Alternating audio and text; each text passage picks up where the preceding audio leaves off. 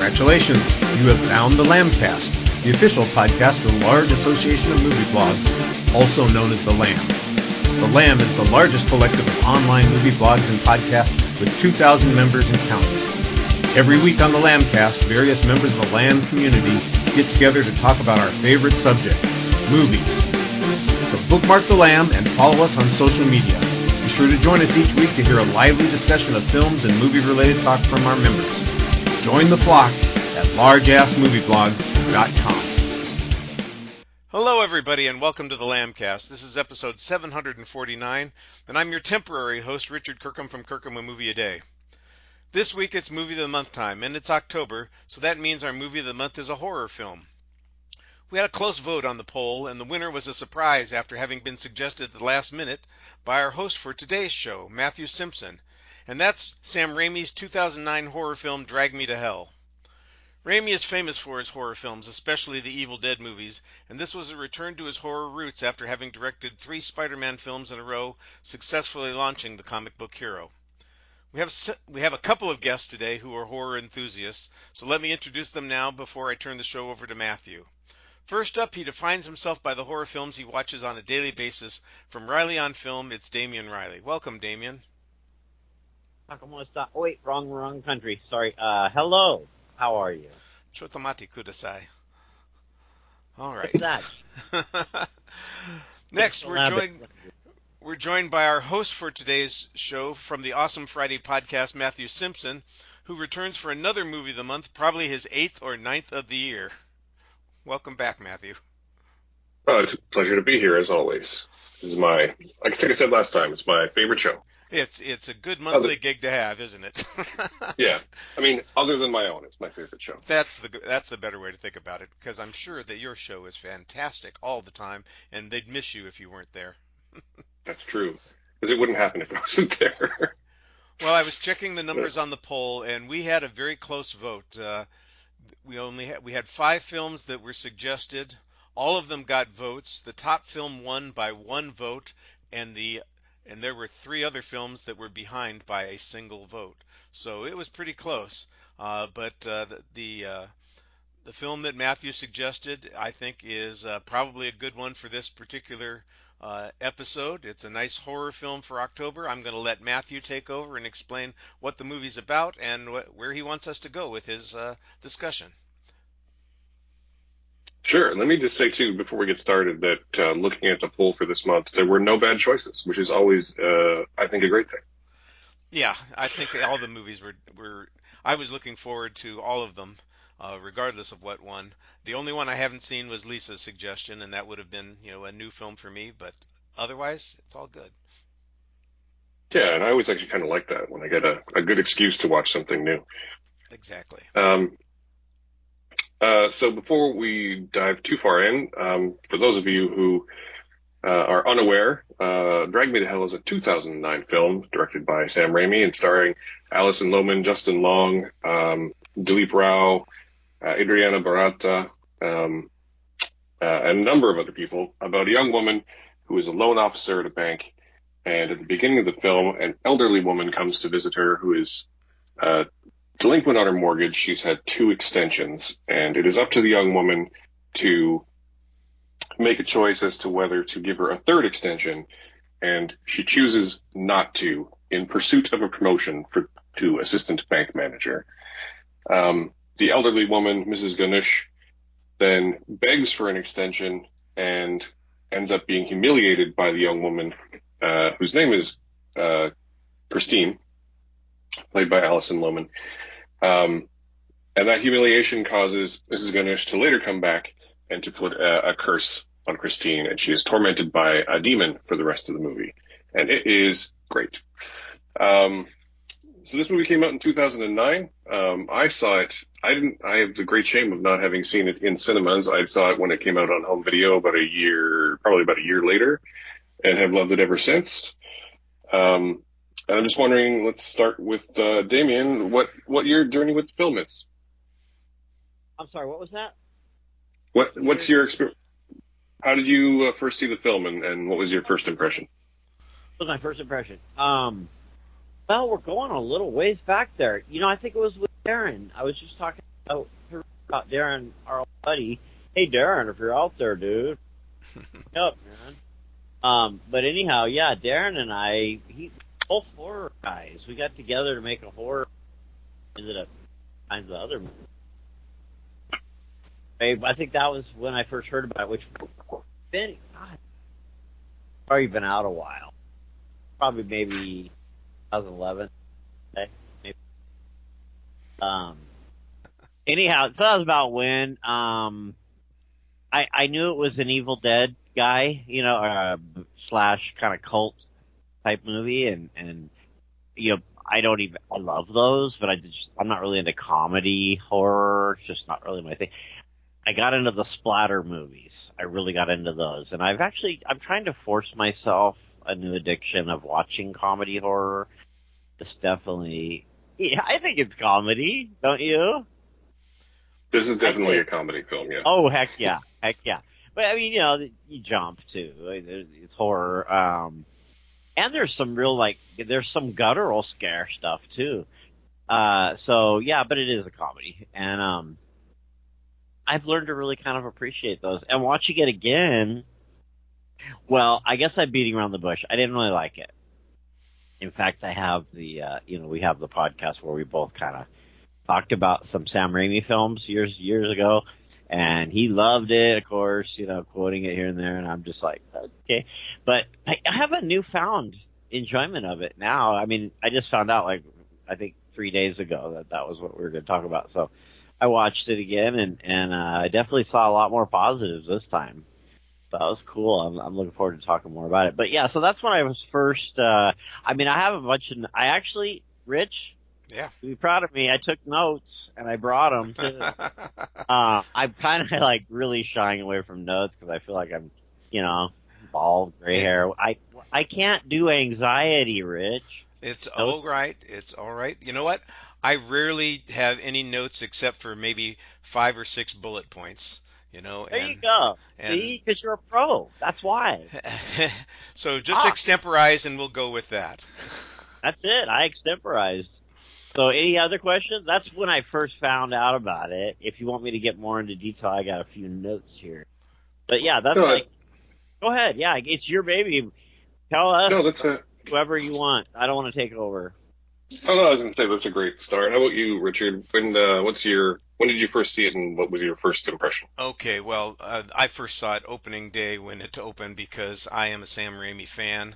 I love the Evil Dead movies. The Quick and the Dead is maybe my favorite guilty pleasure movie. I will watch that any day of the week, anytime, multiple times. I'm happy to go see a Sam Raimi movie, and when this was coming and I heard that it was a horror film, I said, well, perfect. That's exactly what I was looking forward to. And I saw it with my daughter, and we saw it in a theater that was probably pretty full, because I do remember there being a good degree of screaming and jump scares and everybody reacting well to it. I remember liking it quite well at the time, and I think I saw it one more time after that, probably when it came on the satellite or one of the cable channels. And then I haven't revisited it since. Maybe, you know, I think I probably saw it last in 2011. So it's been quite a while since I saw it, and I watched it this last week, and I really enjoyed it again. There's a lot about it that I think holds up. There are a few things about it that I didn't quite remember and felt a little bit funny to me, a little bit strange, but we'll talk about that. I think I've become one of those folks I'm not super critical of CGI use if it's done appropriately.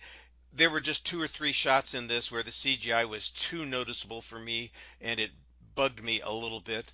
So that was a problem, because most of the time the Sam Raimi films are very filled with practical effects, but there were 2 or 3 moments here, obviously, that they had to do a couple things. It's hard to practically drag somebody to hell, so I guess you're gonna have to do some digital trickery here and there, and that wasn't the thing that I had an issue with, but we'll get to that in a moment. I thought Alison Lohman was excellent in the film, and I'm not familiar with her in any other films that she's been in. I think she was in a couple of movies that I've seen. I'm about ready to beat you down for a change. Big Fish. Yeah, I Mm-hmm. know that I just, She played Jessica Lange as a yeah, younger. as a child, yes. Yeah, Oh, foxy child. I'd say she's early 20s. yeah, I remember Big Fish, and like I said, I didn't check her catalog, but I don't think she's been in a lot of things subsequently, maybe, and I don't know what happened to her career because I thought she was excellent in the film, and she seemed to work really well. Justin Long, I know there are people who are uncomfortable and don't care for him. I found him to be very entertaining over the years. A lot of people hated Live Free or Die Hard. I enjoyed that one quite a bit, and I thought he was a perfect foil for Bruce Willis in that movie. And Barbarian a couple of years ago, he starts off as a character that you feel sympathy for, and then you loathe him as the film goes on and on. And I thought he was pretty solid in that. And he's been in a couple of other horror films. Wasn't he in Jeepers Creepers? Was that him? Yeah, Yeah, that I was think it him. Yeah, was. okay. Yeah. And you're forgetting Tusk, although I don't want to bring it up. Yeah, I know Tusk is your baby, and Not really anymore, but I went through a phase where it scared the shit out of me, and man, what a movie. so I still have Tusk on the table in front of me sometime. All right, so that's kind of my background and history of it. Does that get you your answer, Matthew? Yeah, and so for my part, like I say, I saw it when it came out on home video probably the following year, which is kind of a shame for me because I am also a big Sam Raimi fan. He's actually my favorite, director, full stop. So I don't know why it took me so long to see this one, but and my impression is that I've always really liked it, and I think it's probably one of his best in terms of the blend of the the hilarious stuff and the total gross out stuff. It's I think one of his best balances of those things, which is great.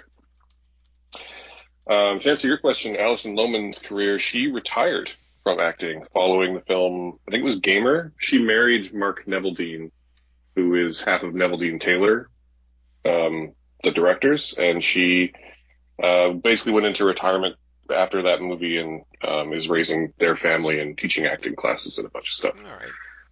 Yeah, which is interesting. A shame, though, because she's been in a lot of great films, including this one, and she was in Matchstick Men with Nicolas Cage, Where the Truth Lies for director Adam McGoyan, and she's been in a lot of stuff anyway. Didn't hear that she divorced the director team guy. No, I had not heard that. Everything I've heard says that they're still married. Yeah, we're going out now. Oh, nice. I just didn't know. It's kind of not really hit the press yet. So. But anyway, you heard it first here. It's a dream you had. Oh my God, what a babe, man! Those eyes. Well, moving forward, so one of the things I really love about Sam Raimi is again that sort of blend of the funny and the disgusting. So, was there anything in this movie in that sort of area that really stood out to any of you guys? So, for example, I really love in this movie how heightened everything is, and in the early scenes where Mrs. Ganush is asking for a loan and she takes out her dentures and they're all slimy, the saliva is viscous and gross. Anyway, I was just wondering if there's anything like that stood out to either of you guys, and I'll start with Richard this time. What is your favorite sort of gross out moment in the movie? Oh, I'm not sure how many times Mrs. Ganush vomited up something. We got a lot of vomit scenes, and vomit has never been one of my favorite things. It's whenever I watch Stand By Me, that's the most horrifying scene in the movie for me is when they have that blueberry pie contest story that goes on. So I'm I'm a little queasy when those things happen. But the horror vomit doesn't bother me nearly as much as somebody actually vomiting. And so when we got all of the, well, let me see. She vomits up worms. She vomits up all the embalming fluid. And Christine basically sneezes out or vomits up blood. So I know we got at least 3 vomiting scenes in the movie, all with different kinds of consistency. Yeah, that moment that I tell you what, to me the scene that stood out in the movie was the scene in the car when she's in the garage. That whole fight sequence was a combination of really scary things happening, really ridiculous things happening, but also grotesque things, because there's snot coming and blood coming and just all sorts of viscous all over the, the windshield, and Christine and Mrs. Ganesh, and it's just it was a mess. But I thought that was, in my opinion, that's the best scene in the movie. Yeah, it's an excellent scene. I also appreciate it. It feels like Mrs. Ganesh's character design changes a little bit. Her teeth become a little more jagged. Her already dirty hands become a little dirtier. Everything's sort of amped up for that scene, which I really appreciate. Damien, how about you? You could just call this movie famous for long teeth. I remember there's a scene, there's at least a few scenes where these demonic type creature, with the long teeth. I don't know. That's the first thing I thought of. We already covered vomit. I was going to say the cat thing, where the saliva dripping off the cat and all that. Mm-hmm. Remember that part? Yeah. But I don't know. It's a really weird question, and I feel I wasn't adequately prepared for it. Yeah, those ring a bell. The long teeth. I don't know. That one where, anyway. Yeah, It's just the long teeth part. That's kind of gross. Yeah. There's so much gross out in this movie in the best way possible. I know, huh? Well, same question. Let's start with you, Damien. Same question, but in terms of what was your standout funny moment in the movie? He's kind of funny, but I don't know. It's like a relief. The Dilip Royale character, that does the seance stuff and all that. Mm-hmm. He is. I like him. Quick question for you guys, because I don't recall, and I know Rich just is a big Indiana Jones fan. Is he in Indiana Jones movie? Is he in a? You know what I'm talking about? Dilip Royale. You're talking about the guy who has. He's the Indian fellow. Yeah. He reminds me so much of he would be in an Indiana Jones movie. I don't recognize him. He's not in Indiana Jones. He is in the Avatar movies, like Avatar. I did see that came out. And he's in Inception and a few other things. Inception, that's probably where I remember him. He maybe has a similar role, like a voice of reason type of guy.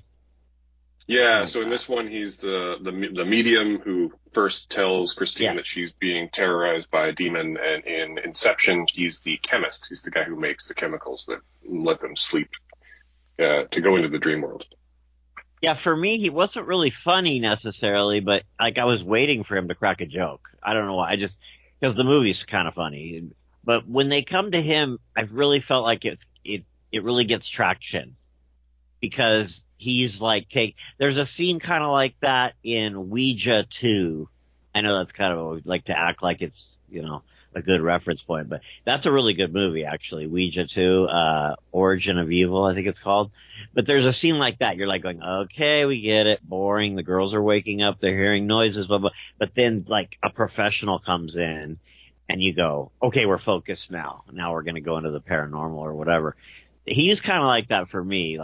When he, they really started talking and he started doing his lines, I felt like, okay, we're on the ride now. They're going to check and make sure that your seatbelts are fastened. Here we go, So I liked that when he came on the scene. It's just all I could think about was Indiana Jones. I don't know why. Don't you hate that? Even though people you guys are as pro as it gets in my world.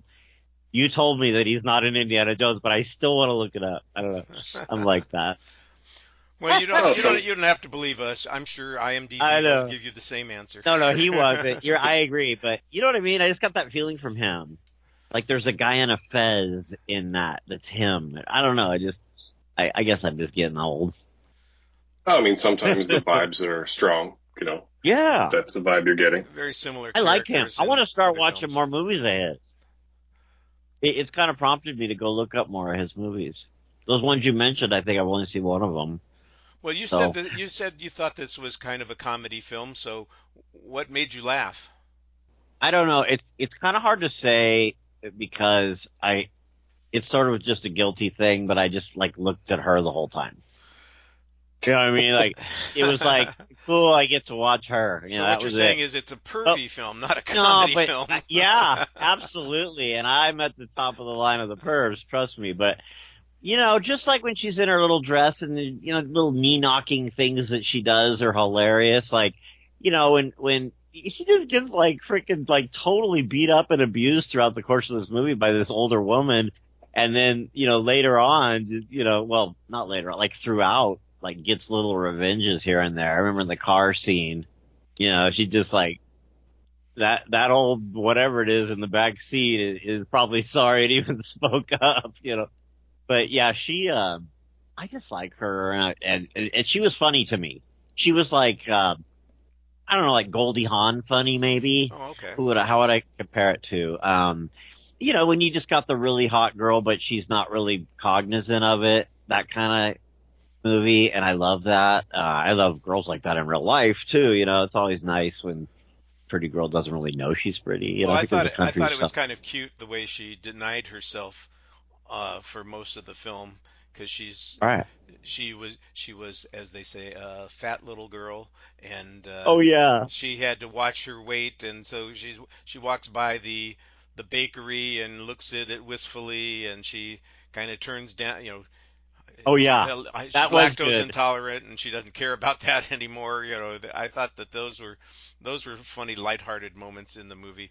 I'll tell you what, the hardest laugh I had was during the seance scene when the goat talks. Oh right. Yeah, that's a Yeah. great scene. This was actually going to be mine too. I stepped all Oh, over you it. took it. Yeah, we call that bump. Then you got to bump it. I We should tricked start you. doing that. I'm a black-hearted whore. Yeah. Yeah, no, that was a funny moment, and that's an odd scene.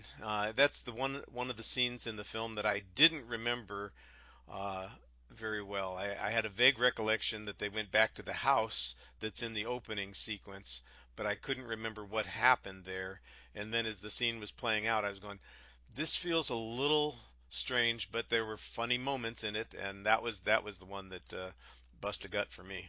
Yeah, I mean, honest. I'm sorry, I'm not really evading your question. The whole movie is so many funny things. It's kind of hard to just recall one. I mean, when she, this is really black. It shows you a little bit of my black soul, but remember when she falls on the freaking train tracks? Yeah. Yeah. I thought that was funny. I started laughing. I'm like, how did they film that? I mean, it's just like a thud, but yeah, would you even live through that? I don't know. So that's why I'll probably sit that one out, because so much of it is funny to me, but like just watching this beautiful woman get beat up, like that's what's the funniest. Sorry. Well, for my part, it is the seance scene is Yeah. so good. And no one can pull off, a talking goat the way Sam Raimi has pulled off a talking goat. But not just that, like the lamia, once it possesses there's another character it possesses in that scene, and he like floats above the table and like dances a jig, and vomits up a cat. And it's all like such a perfect blend of just like viscerally I did mention awful. the cat. That was mine too, yeah. Yeah, it's viscerally awful, but also hilarious in the most uncomfortable way, in the best way. And that's, kind of what I love about Sam Raimi in general. By the way, I like the Sam Raimi parts of the Doctor Strange movie better than the rest of the Doctor Strange movie that he directed. The parts where zombies show up and do weird things. I'm going, yes, this is why you hire Sam Raimi to direct one of your MCU movies, to get this weirdness into the film. And I think that this film that we're talking about today has all of that kind of stuff in it. Yeah, I would say that this film is one of his most successful in that regard, in terms of like just cramming as much weirdness into the scary as possible. Whether that is, again, a demon coughing up a cat, or an old woman shoving her arm all the way up to the elbow into another person's face. There's just so much going on in the film. Richard, you mentioned a little bit about how some of the CGI stood out to you. Could you maybe speak a little bit more to that? Like, what were some of the effects moments that you loved and didn't love? Well, you just mentioned the one that I had the biggest trouble with, and that was the arm in the mouth. And I'm going, that's a digital effect that, oh, it would have been so much better if it had been a practical effect. But as I'm watching it, I was just clearly aware that I was looking at some digital manipulation of what was going on there, and that was a disappointment, because usually you get those. Well, I mean, you think of the Evil Dead movies and cutting off your own arm and having it crawl around on the floor, and you're going, they can do some pretty incredible stuff in camera, and by doing it digitally, I guess maybe it's easier, and you can maybe change some of the things that you're doing while you make decisions about how far the arm goes in, and whether or not it moves, and what else is on the arm, those kinds of things. But it took me out of the scene at that particular moment. Some of the I didn't have any problem with the You goat. wouldn't have done well in the Globe Theater, Rich, where Macbeth is literally one prop, a skull.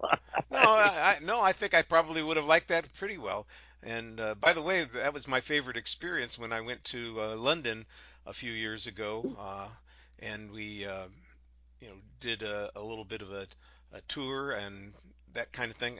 By the way, I met with some of the other lambs. We did a Lambcast from London. Wow. But I went to the Globe Theater, and we saw a performance of You know what? Just the fact that you went to the Globe Theater, I'm just in awe right Midsummer now. Night's Dream, that's what it was, and it was great. We Oh, had how a great fun! time. That's a great one. And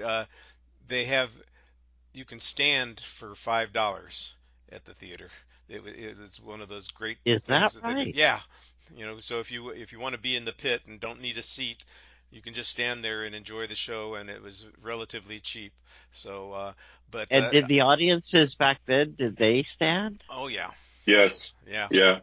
God, they must have really wanted to see some. So I'm okay with a minimalist set. Like I said, I just like the idea of something that's practical, and that was the one thing that when I watched it, I went, man, they just missed on that one. The other things that showed up, I think it's just I'll tell you the one that I think was the best was the fly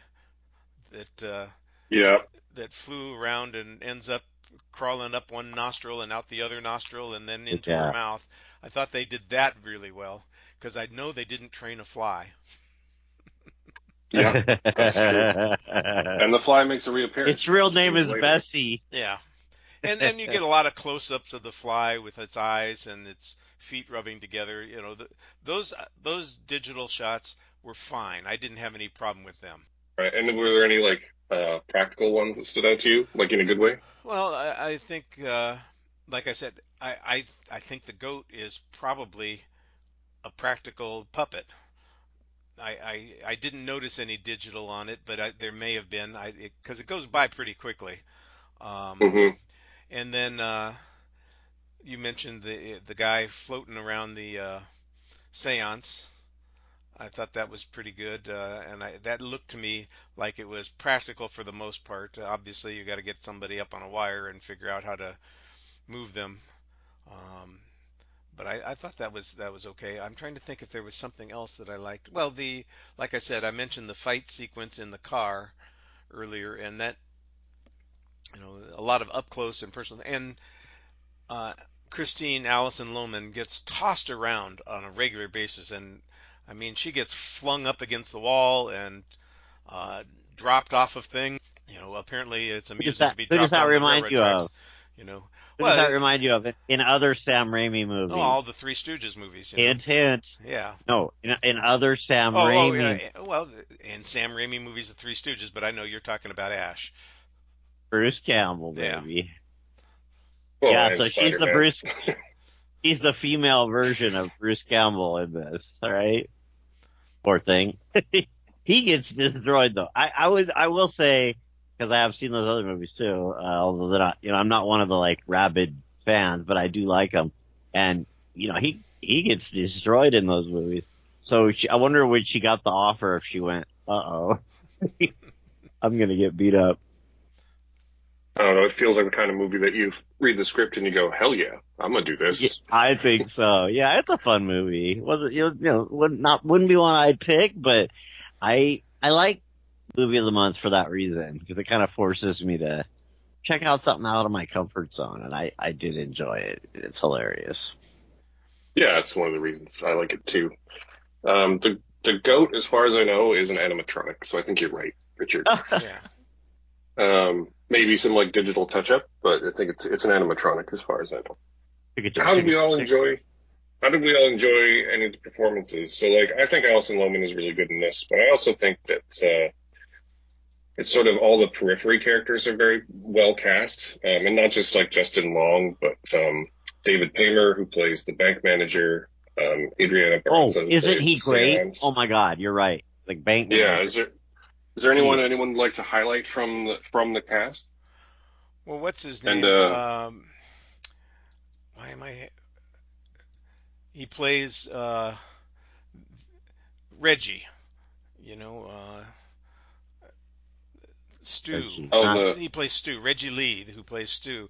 I thought he was, craven and annoying and lurking all over the place. I thought that was a good performance by somebody who's supposed to be unlikable, but putting on the fake face. I thought that worked pretty well. And well, you mentioned. I think we need to mention Mrs. Ganush, Lorna Raver. There you go. She was. How did she escape our focus? Yeah, well, obviously she's the main antagonist, except for the demon, and she's obviously got prosthetics on and all those sorts of things, but she also, I thought that she did the accent really well, and she had the creepy look on her face, even when she wasn't wearing strange contacts or having saliva applied to her prosthetics. It was just,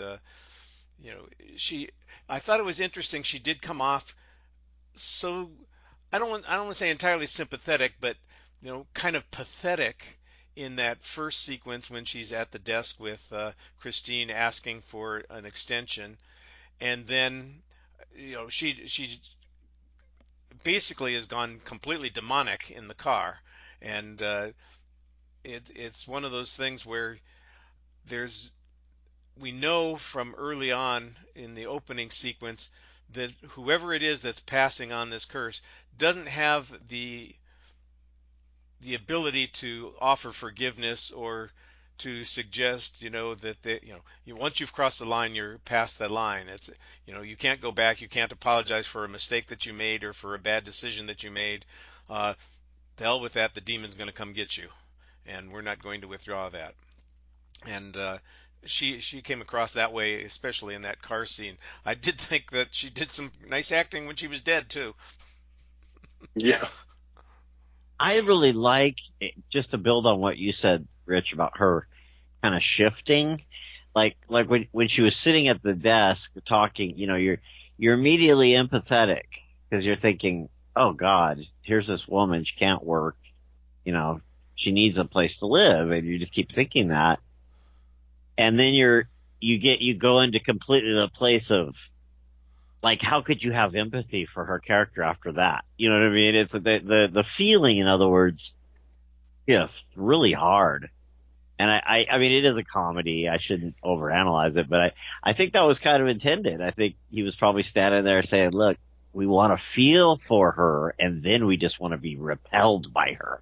So that was neat how she played that role. She did it real well. It's like, I mean, we all think there's this movie called The Grand Canyon. Do you remember that movie, Rich? Grand Canyon. Danny Glover and bunch of people, Kevin Kline and Steve Martin that one, and a ton of people are in that. Yeah. And the woman that's in Dances with Wolves is what I'm thinking of. Right, Mary McDonnell. Yeah. There's a lot of that going on in that movie. Like, things will shift. Like, he's talking about she wants a baby, then she doesn't want a baby, and then the homeless guy, who I kind of connected in my mind, the homeless guy in that movie, who ends up kind of being a prophet to her, and he says, have the baby. It gives you the chills. Freaking one of the best moments in cinema for me. But anyway, it's what she's kind of like. She's like this homeless person that, oh, how sad for her. And then boom, she just, it's not a helpful thing, but similar to that Grand Canyon scene where they're walking. Do you remember that scene where they're in the alley? You remember that? I don't. It's going way back. It's been a while since I've seen. But I mean, it makes the hair stand up on the back of your neck, because here's this homeless guy. She's almost afraid of him walking toward her, this dark character, and he's looking down. I don't think you ever see his face even, but he just goes, have the baby. And she's been trying to think about what she should do, she should have a baby or not. It's really intense. But that's what happens there. There's like a shift. It's a freaking seismic shift in your emotions, in your soul, really, if you believe in that.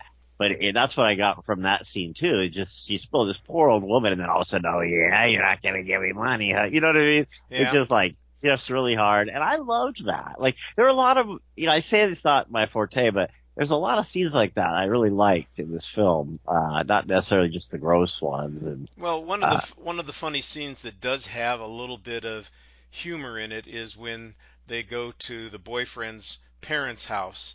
And we already know that the mom doesn't approve of Christine because she doesn't come from the same social class, and she feels a little like the parents superior. And the two parents are, they feel like they're out of a TV sitcom, although they play it seriously. I thought they're familiar character actors too. I recognize the father from The Untouchables. I said, where do I know him from? Oh, yeah, he's the alderman in The Untouchables. They were actually where I was going to go next in terms of like the supporting cast. I think his name is Chelsea Ross, and her name is Molly Cheek. And that whole sequence is, I think, one of the stronger sequences in the film as well, because it's in this sort of heightened. The whole movie's in a bit of a heightened reality, but like everything in that film is heightened because she's on edge, not just from the demon, but because of their disapproval, and everything's going really, really well. And then an eyeball pops out of a cake and everything goes to pot. Yes. I just think that the parents are so perfect in that scene, in terms of they're like trying to maintain like some level of decorum right up until they're not. And I think they're really perfectly suited performances for that scene, and I really like them both.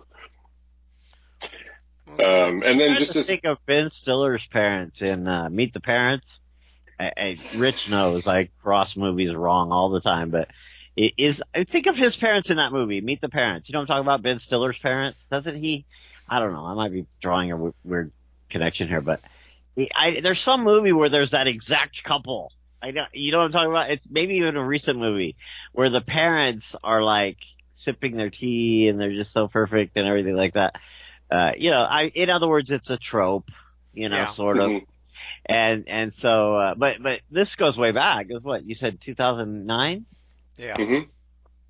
So yeah, it's probably like an original trope of that, but I've seen it a lot, and I agree with you. I think it's one of the stronger scenes film. Yeah, and if nothing else, it has the eyeball in the cake and the gore and viscera that come out of the cake once she stabs the eyeball are just wonderful effects. And I just want to, again, we already talked about her, but I'm just going to highlight Alison Lohman because she is so good in this movie. She understands the assignment 100% and really goes for it in a way that I appreciate. And there's a blink and you miss it cameo, too. If you look closely in the bank scenes, Octavia Spencer works there. Oh, that does not surprise me. She was in a ton of stuff for years before she was getting on-screen credit or being recognized. I see her in TV shows all the time and said, wait, is that Octavia Spencer? And, of course, it is. Yeah, most of the time it is. She was out there working. Show. I saw her on a cooking show. She actually made from scratch her own sweet potato pie. It was really cool. She like walked you through it. That had to be after the movie. I'm just kidding. But go ahead. Yeah. I mean, so those are sort of the main things I wanted to cover. Was there anything else you guys wanted to bring up about the film, Rich? Well, I do want to talk a little bit about the kind of ending of the film. I do think that it's a reasonable twist that we mistake the cursed object for some other object, and as a result, she's unable to lift the curse or transfer the curse. The tough part, of course, is that she's gone a long way toward trying to redeem herself. She's made an effort to, she of course made an effort to apologize, but the woman was already dead and maybe changed things, and then she felt guilty enough about angry. Well, she felt guilty enough about the idea of passing this on to somebody else. She's sitting there in that diner and she's thinking, who could I give this to? And she can't bring herself to give it to anybody, even the guy who has done the most to ruin her life. She's unwilling to pass the curse on to him. She's trying to figure out a solution, and they figure out a solution. And if it wasn't a Sam Raimi film, we probably would have gotten the happy ending on that, where she does escape the curse. But of course, that's not the way those Raimi movies work, and we're going to get something that's not so great as the outcome. And we discover at the last minute that. So it's one of those ones where it's a feel bad ending that does feel bad. I'm not saying it didn't belong in the story, but it did mean that after having spent all that time with Christine's character, that it really kind of sucks that we don't get something else than what we knew was coming from the very beginning. Because let's face it, like we've been that opening sequence tells you there is no forgiveness. It's like this is how it's going to end. You're not going to escape it. You're going to hell. Yeah. So there's a couple things I like about this, actually, and I think you're right. It is a feel bad ending. There's a couple things I like about it. One is that like the movie does straight up tell you that this is what's going to happen, and it happens. It goes a long way to make you think it might not happen, but then it happens. Another thing I really love about it is that, so the cursed object is a button, and she gives her boyfriend like a rare coin, and it's not really like highlighted, but he like early in the film he puts it in an envelope and puts it in his bag, and then it's basically never talked about again. Like they mention it, but it's never really shown again. And I really like a lesser film would like that coin would be on screen all the time, like instead of just like politely reminding you that it exists. And then the best part about this ending is that the scene in which she tries to give the curse to the dead body of Ganesh is great. Where she digs up the body and she shoves the coin and shoves the envelope into her mouth, and then the grave fills up with water, and she's basically trapped in the grave with a floating corpse. And like it's pretty pure Raimi, and it's hilarious and gross, just like every other great scene in this movie. And anyway, this is me going a long way around to say that I really enjoy that twist. I think it's a really good feel bad twist. So I like it. Well, since this was your pick, what did you think of what Rich said about? Because I was wondering it too. Like at the end where it was kind of abrupt. I think that's it's part of what Rich was saying. So it's like boom, it's a feel bad. Like, Did you think that was a good choice? Like, I mean, if you timed it, it's like by the time you want to call it the punchline hits, I mean, it's like less than a minute when the thing's over. You know what I mean? But did you think that was a good way to do it? So I liked it, actually. If I had a complaint, and it's a little bit of the film breaking its own rule a little bit in that it sort of takes too long for the lamia to come get her. Like it lets us sit with her like everything's fine for longer than the film has stated it would take for the lamia to arrive. But I really love the build up to that moment where like everything is great and she buys a new coat and she confesses that she could have given Mrs. Ganesh an extension and like it's all very resolved, and then like the dread that begins to build up as soon as Justin Long is like, by the way, I found this button in this envelope in my bag, and I think you might have my coin, and it takes a long time to show you that it's the button. And then once it does show you the button, it's like 100% her visceral reaction, and she falls back and gets dragged into hell. And like, I really like the ending. Completely agree with you. You're explaining this so well. I completely agree with you. That is a little lagging, if that's what you're saying. I kind of get that. Yeah, like it lags a bit behind the logic of like how it's supposed to work, but in terms of like the timing of the movie, but like the execution of that scene, I think is great. Yeah. So in the end, I do like the ending, and you know, I like a good feel bad ending. Sometimes. At least she'll have a nice coat in hell. Yeah, exactly. I'll mention just a couple of things that are always superfluous, but it's one of those things that I notice sometimes. And I have to forgive it because I watch Supernatural and they dig up graves all the time. If you've ever dug a hole as deep as a casket is loaded, that is not something that gets done in an hour. That's not something that gets done in a couple of hours, and it's not something that one person does by themselves in the dark. It's just, It is hell.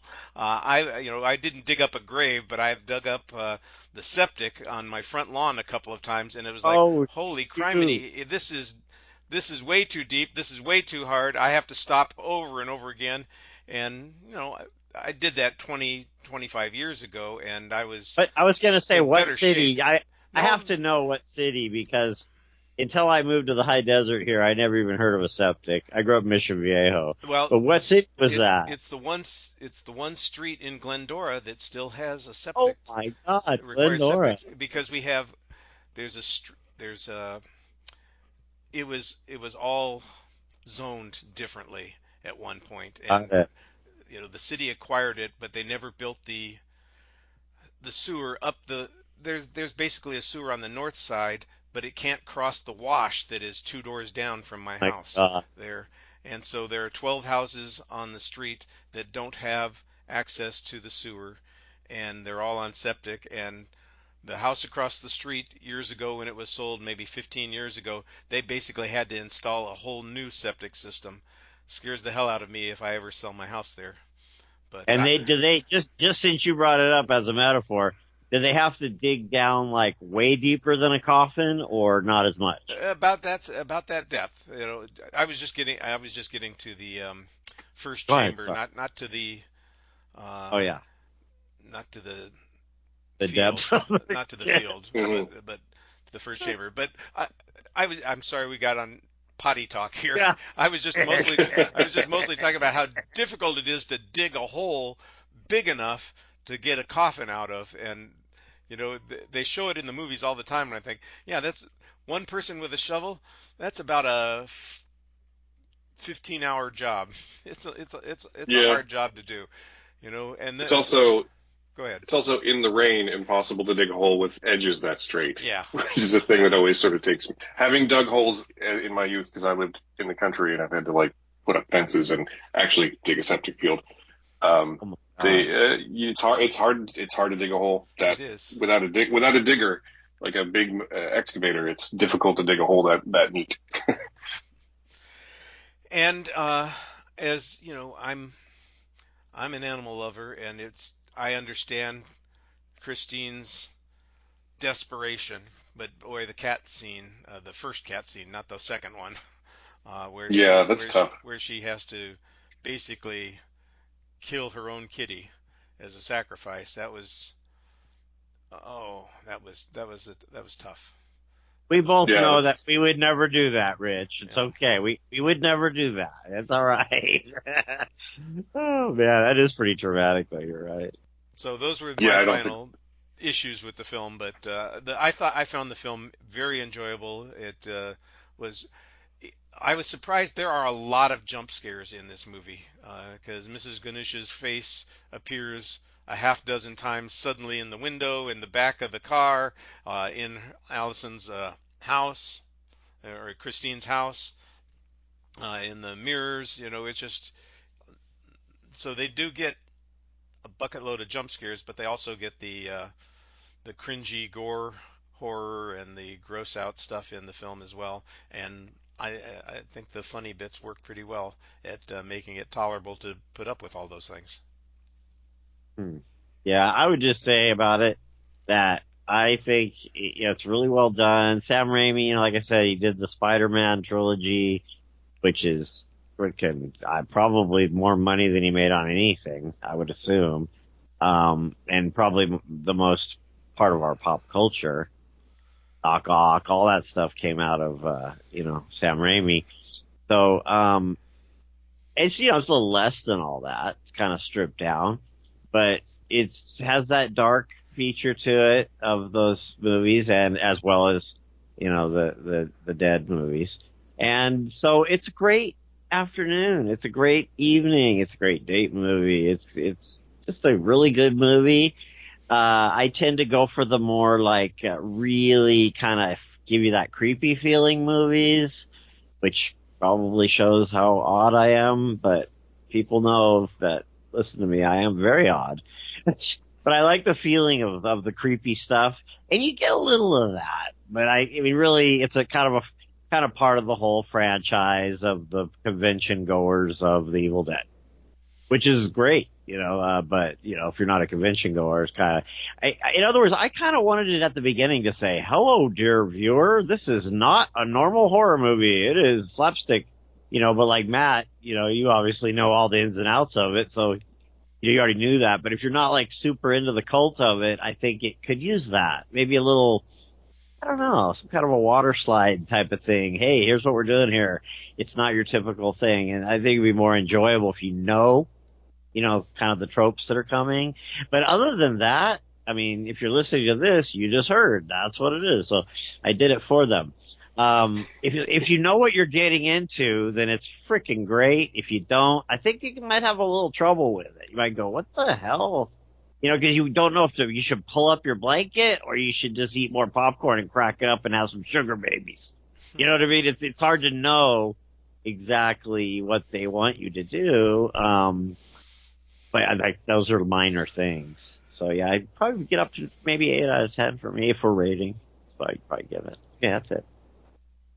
I mean, I think the answer to that is it wants you to do both in equal measure, which I think is what makes it great. Equal measure. Okay.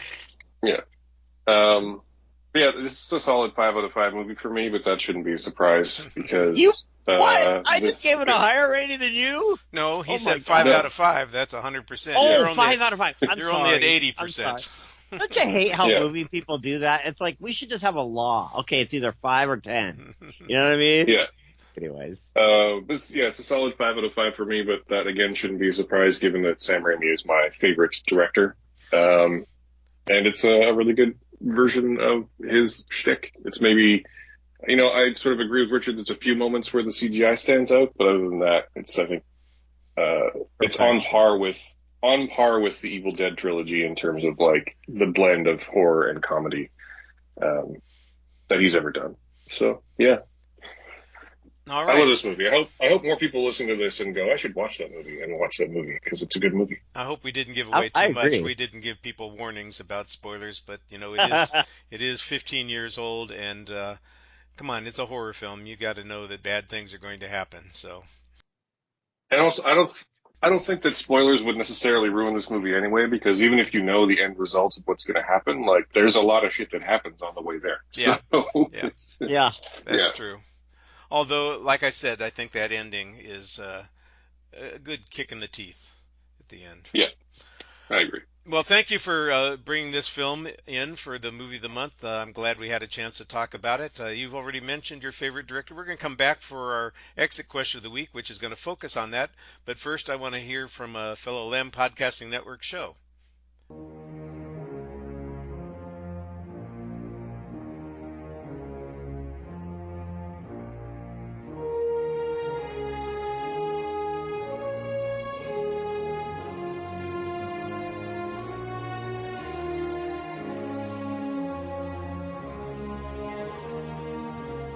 Listen up, ladies and gentlemen. Our podcast, The One-Armed Minute, will cover all 130 minutes of the classic 1993 action thriller, The Fugitive, 3 minutes per week.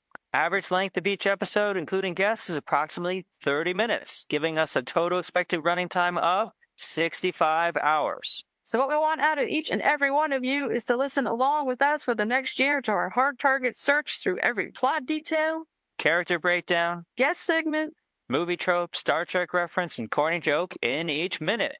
Episodes go up starting on January 1st, so please stay subscribed and recommend this podcast to all your movie-loving friends. Your podcast name is The One-Armed Minute. Now go listen.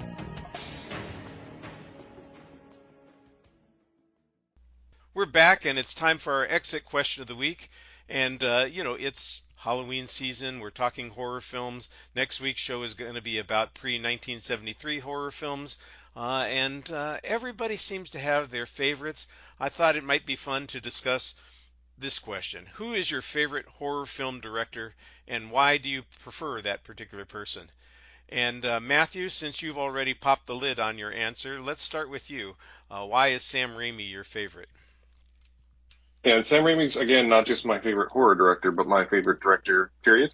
And it has all to do with just the tone and style of his movies. I really enjoy that, he makes a lot of films he's made a lot of films that are classics. And he has a particular way of shooting that involves a lot of fast action and fast pans and Dutch angles that makes it really apparent that his films take place in these sort of heightened universes. And he blends the repulsive, the visceral, and the hilarious better than any other director I can name. So there's a lot of great horror directors out there. I'm a big fan of John Carpenter. I'm a big fan of Tobe Hooper and Hitchcock and Romero, all of them. I'm connected at Tobe. I got you there, man. Tobe Hooper. There's just so many, but for me, Sam Raimi stands above them all. I think I like even the movies he's made that people generally don't like. I like. So I think he has a real particular style and voice that I appreciate, that stands out even in something you mentioned earlier in the show. You mentioned his Doctor Strange movie, that even within something like the Marvel Machine, his voice can stand out. And I think that is impressive and important. And I love everything he's made. Yeah, I've got to agree with you for the most part. I love Sam Raimi as a director. He's got a very distinctive style. It's not hard to identify a movie that he has had his fingers on. Maybe my favorite comic book movie is not one of the MCU films, but it's Darkman, which I think is a fantastic comic book character that I wish they would, they did a couple of made-for-video sequels to it, and they were okay, but the original Darkman was so great, and Liam Neeson was an action hero 20 years before Taken. People just forget that. It was great. And as I said, The Quick and the Dead is a movie that I could watch over and over and over again. And if you can watch a film that consists of 8 stage shootouts, but they're not boring because they're all done differently, they're interesting, they're shot differently, there's something distinctive about all of them, that's somebody who really has control over what it is they're trying to show on the screen. Hey, take this as a huge compliment. What you just said totally sold me. Get this, Rich. You may understand this. I don't know what you taught, but I have 30 papers to grade. 30. So I need a movie like that. Think about it. I have a simplified way of doing it, but I'm going to put on The Quick and the Dead, bro. I've never even seen it. Well, you'll have a great time. You say you watch it over and over again. Oh my God, I was just thinking, should I put on the Billionaire Lifestyle video that's 11 hours long, or should I put on a movie? And that's my movie, dude. Thank you. There you go. You're gonna have a great time with that movie because it's super fun. And one other thing I didn't mention, Sam Raimi's, right? Isn't Sharon Stone in that? Yep. So Sam Raimi is really good at coaxing great performances out of great performers, and Gene Hackman is so good in that movie. Uncle. I think of him as my uncle, dude. He looks just like my uncle. But anyway. Ellen, I was going to say, it sounds like you're a guy who likes looking at the ladies, and Sharon Stone is at her absolute Yeah, yeah. She's not hard to look at in this movie. Yeah. Oh my God, I could just see her on the cover. This is one of those I wanted to see for so long. See, that's why I come on the lamp. You know, right, there you go. I just learn these little extras, things that I don't normally, pay attention to. Well, Damien, do you have a favorite horror film director? Because I know you're a horror guy, so you've got to have a bucket load. That's a really hard question because you could go totally just non-known, or you could go, mainstream. I think for me, this always surprises people because I'm I've devoted 20 years of my life to horror, but I really like, what's my favorite movie? I can't think of the name right now. Isn't that funny? My favorite movie. I get Tusk? They're in the Further and all that. What's the stupid name? Innocuous or something. I don't know. Anyway, they go to the Further. It's James Wan. What the heck? I can't think of the stupid movie. How dare you having a podcast that makes me this nervous? No, just kidding. Anyways, point is, I got a whole handful of different directors that I like. Some of them, they're just whatever. Like that one, Irreversible. That one. You guys seen that? It's I haven't really, seen it, but I know we talked about it a only couple of horror weeks ago. fans really want to watch it because That's the Gaspar Noé film. Yeah, but the guy I was thinking of is M. Night Shyamalan, but I just want to draw an example. When you've studied a certain genre, every now and then I think I'm done with this. I've seen it all, and then I find more. So that's why I kind of still linger in horror. But yeah, M. Night Shyamalan, I just wanted to bring him up on this particular show at this particular moment because he directed a little movie called The Village. And I think when I saw The Village, when it came out in the theaters, repeatedly, you guys can tell I talk a lot, I brought every member of my family to the second and third relation, see this movie because it so spoke to my heart about the way adults cover up things for kids. I just thought it was such a freaking great movie, and I still do. He's made some stinkers lately. I haven't really gotten into his TV stuff. I know he's done some TV stuff. I'm talking about M. Night Shyamalan, if I said it too quickly. But I tell you what, The Village, if there's anybody out there new to horror or even old to horror, but you passed over that one, you need to see it. You really need to see it. Mostly for the sociological impact of it, of basically putting a template over our frickin' world right now. It's just so good. To avoid pain, we cause pain, really good. And he's just, you guys are movie people. So of course, I see dead people. You could probably go on, we could do 50 shows on M. Night Shyamalan. So I don't even know what to pick, but I picked The Village because that was really my entryway to understanding his twist, to understanding his, melancholy and he's, you could call him a modern day Poe, but he's not that depressed. So, but he's got really great dark stuff. So if you want to just really get into horror and start just standing under the highest frequency of shower shots on the top of your head, go for him. Cause he'll give you what you need. But there are a few, like Lady in the Water, I think it's called. That was just not good. There's a couple that I didn't like, but, yeah. So M. Night Shyamalan, what do you guys think? Note from each of you about him? I generally like his stuff.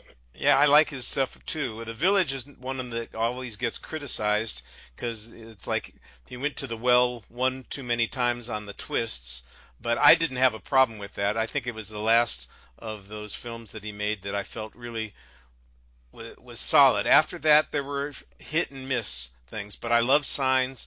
Sixth Sense is great. I liked Unbreakable quite a bit. The Split worked for me for the most part. What was the follow-up that was the third? Glass. Glass. I was Glass. Not as impressed with Glass as I wanted to be after the setup that came with Split. I was looking for something a little bit different, but he's been fine. What was the one? Old? Was that 2 years ago, 3 years ago?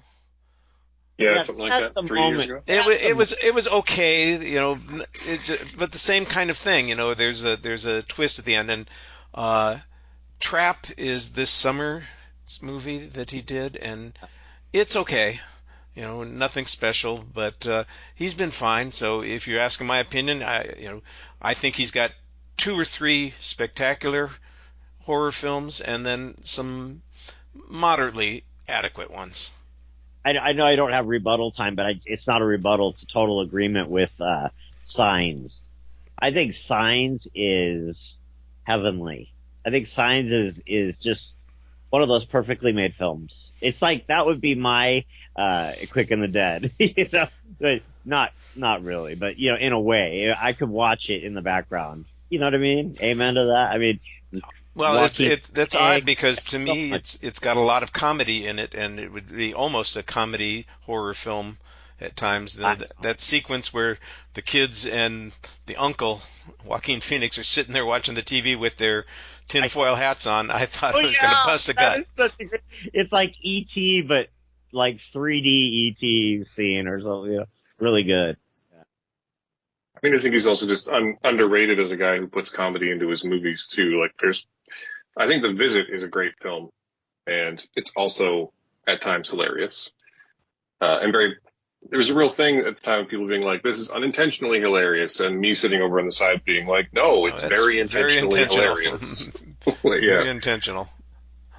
So yeah, I like his stuff. I'm basically in agreement with Richard though that like. He had a couple of classics, and then he's been kind of hit or miss so far. But I actually really liked Trap this year.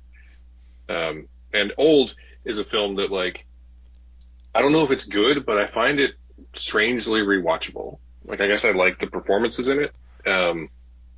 It's a huge narrative swing, but I find it very, very, very rewatchable. All right. And then I went to a list checking out a bunch of horror directors, and there's not anybody on here that I would diss and say I don't like their films. They're all great. Some of them, of course, I think transcend horror. Alfred Hitchcock made some horror films. I wouldn't think of him as a horror director per se. And Spielberg, the same sort of thing. He's made. By the way, I do not consider Jaws a horror film. I got into a conversation about that this week on Facebook with somebody, and I don't think of Jaws as a horror film, but I know a lot of people do. So if you think of Jaws as a horror film, how could Spielberg not be your favorite horror director? It just yeah, especially if you're Richard, right? Every time I see any kind of anything Jaws, I think of you. And then I used to think of Jay whenever I'd see Jurassic Park stuff. Yeah, I mean, you've got Jaws, Jurassic Park, War of the Worlds, one segment of the Twilight Zone movie. Without even thinking hard, there you go. He did Jurassic Park. I was making a joke about Jay, but he freaking did Jurassic Park. Oh, my God.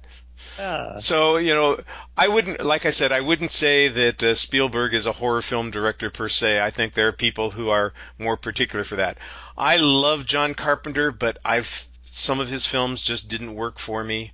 Some of them are fantastic. I think The Thing is one of the greatest horror films ever made. It may, in fact, be the greatest horror film ever made. It's terrific.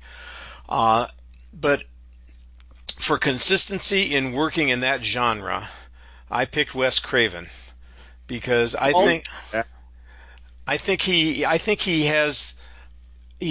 picks settings that are everyday kinds of settings. There's rarely a supernatural element to it. The Scream films, for instance, are all things that work. It's basically a slasher film, but it's done very creatively. A lot of humor. I know Damien's not a fan of that kind of stuff, but I said wasn't most of my life, but gradually getting more into it. But the humor thing I think is great. The original Nightmare on Elm Street was a movie that I saw in a theater, and I got the creeps, and I sat in the back row in a nearly empty theater watching it, and I still got the creeps. I had to look around behind me, and I'm against the wall. I don't know why I was creeped out with it. It worked pretty well, and I can't picture creeped out. Sorry. And so I liked the 4 Scream films he did. He had some that didn't work, and I'm going to. My Soul to Take was a film that he made, and I barely remember seeing it. It was just not good. But like I said, I kind of vaguely remember it. I Vampire in Brooklyn had terrible reviews, so I never bothered with it. But I like The People Under the Stairs. I like Shocker. The Serpent and the Rainbow is really a slow burn, kind of creepy film. It's got some good elements to it, and so I like that quite well. And The Hills Have Eyes is excellent. And The Last House on the Left is a little, well, it's so much more an exploitation film than it is a horror film, but I would call it a horror film too. So I kind of like I said, the milieu that he's operating in, that you're in somebody's neighborhood, you are operating in people's homes, you're dealing with people that you deal with on a daily basis. It's not, you don't have the cursed object, you don't have ghosts showing up. It's normal people going through strange things that are happening. Maybe Shocker would be the one exception to that. But everything else, that's kind of the way I like those films. And he was pretty consistent about those things. So I'm going to give him the nod, although I would never argue against Sam Raimi on this, because Evil Dead is my go-to. Yeah, and I don't, like, sometimes on here, I mean, I'm going to be straight with you, Rich. I fake like I know what I'm talking about. It happens. No, just kidding. A lot. It happens. Probably most of the time it happens.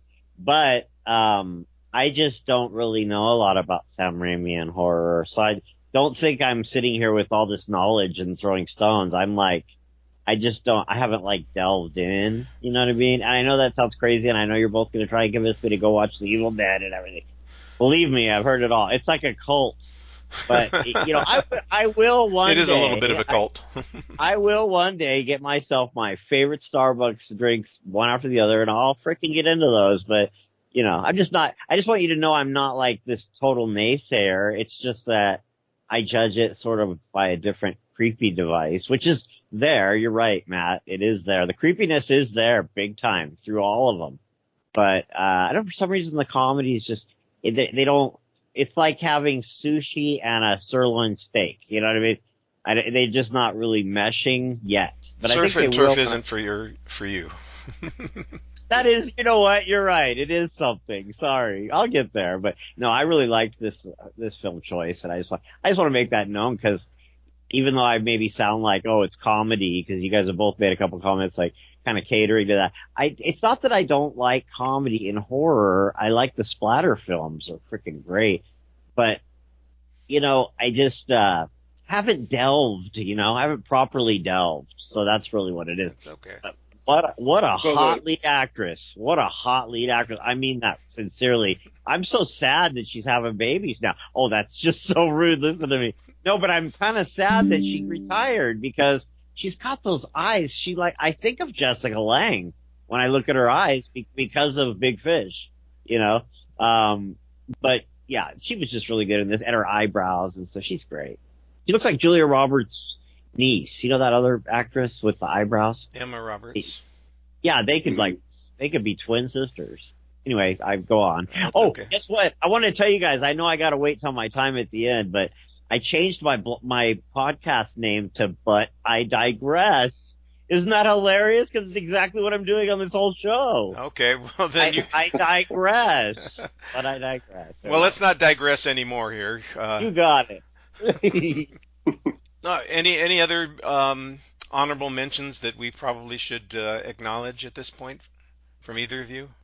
Yeah, I will say go ahead, bud. I will say that Mike Flanagan is probably the most consistent currently working director. Not just in film, which he has a number of great horror films, but also in television. His three main series for Netflix are all excellent, being Haunting of Hill House, Haunting of Bly Manor, and Midnight Mass in particular are all very excellent, and I look forward to everything he does. Yeah, Hill House was great. Bly Manor, not quite as good as I would have hoped. Did he do House of Usher? He did also do Fall of the House of Yeah, Usher, he which did. is excellent. Gerald's Game. I have that in front of me. Gerald's Game was pretty good. Was he the director on that? I'm pretty He sure. was, yeah. Good deal. So yeah, he's a very contemporary one. I mentioned De Palma before. I'm a big De Palma fan, and he did a lot of thrillers that have horror elements to them that I would probably also want to acknowledge. Yeah. And That's a good call out. One more. Sure. I got this guy Liam Gavin. I don't know if you've ever heard of him. Not off the top of my head. Yeah, he's. If you looked at it, just watch, if you think about it and you care to, watch the preview for a film called A Dark Song. Have you ever seen it? No. Nope. Okay, it's like one of those, if you have a horror podcast, you're going to see it because it's not the bottom of the barrel, not seen much, but it's getting up there. It's like an independent film that didn't really go mainstream. But I think if you watch it, you'll recognize a lot of the European, faces that come up. Anyway, his name is Liam Gavin. I just mentioned that because the assignment was to pick a director, but really it's the movie A Dark Song. And it's like going through all the steps of the occult in order to bring back a dead child.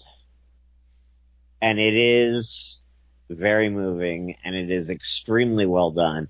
And it takes horror to more of a, I don't know, like kind of a sublime place. Really, well, I did just look him up, and he did 2 episodes of The Haunting of Bly Manor. So, oh my God, how weird! We were just talking about that. Yeah. So there's weird. The universe anyway, again. Yeah, that one's worth it. But yeah, you're exactly right. And A Dark Song is really long and hard to get through. But I mean, and I'm not an occult guy. People who know me know I'm not like the old let's get all. I mean, my name is Damien, for God's sake. You know what I mean? If anything, I tried to militate against occult films. Oh, that's a hell of a name. They ruined my life. But anyways, I used to check for 6s on my head on the playground. It was a tough life with that name. But my mom said to me once, and Rich, I know I'm getting off track, but my mom said, "Hey, you know what? You got a middle name. You don't like your name, and people are bullying you. Go by your middle name." I said, okay. So I went to school. I said, hey, my name's Scott. You guys don't call me Damien anymore. So they said, oh, Scotty went potty on an enchilada. So I just kind of learned that I'm just going to stick with Damien. That's my name. So anyway. The number of times my standard joke on the first day of class was, I'm perfectly happy that you guys call me by my first name. I'm Richard. I'm good with. Rich is okay. What I don't want to be known as is Dick. I said, if you want to call me that when you were pissed off about a grade out in the hallway, that's fine. But to my face, Richard is the one that you want to use. Oh, you could have. I'm sure. I hope you had a lot of fun with that throughout your career, because that is just hilarious. I did that every semester. Good All right. Man. Well, I want to give everybody a chance here to promote what they've got that they want people to see or something that they are interested in sharing. So, Matthew, let's start with you. What have you got that we should turn our eyes and ears to? Sure. So me and my podcasting partner and best friend Simon, we review 2 movies every week on the Awesome Friday podcast. You can find that anywhere that podcasts, and also at awesomefriday.ca because we're Canadian. I also write freelance for a number of outlets, and you can find links to all of that writing at my personal portfolio site, which is stretched.ca. We just finished the Vancouver International Film Festival up here, so I've had a lot of writing in the last couple of weeks for new and upcoming stuff, which I think is very exciting. And then last but not least, because I'm Canadian, happy Thanksgiving. Beauty, eh? It's early, eh? Yeah. Canadian Thanksgiving's in October. That's all right. At least you have Thanksgiving as opposed to Great Britain, which doesn't have that. Yep. All right. Damien, you got something that you want to promote? Oh, you said you got to change it on the title. I changed the name. Yeah, when I was a real young man, like when I got married at 33, way too young. I should have waited until I knew myself better, but she eventually left me after 19 frickin' years. But we'll not get into that because I'm digressing. Oh my God, that was all planned. My show is called But I Digress. And I changed it because people are always hassling me saying, you're moving all over the place, but you know what? It's my podcast. So I can do whatever the I want, right?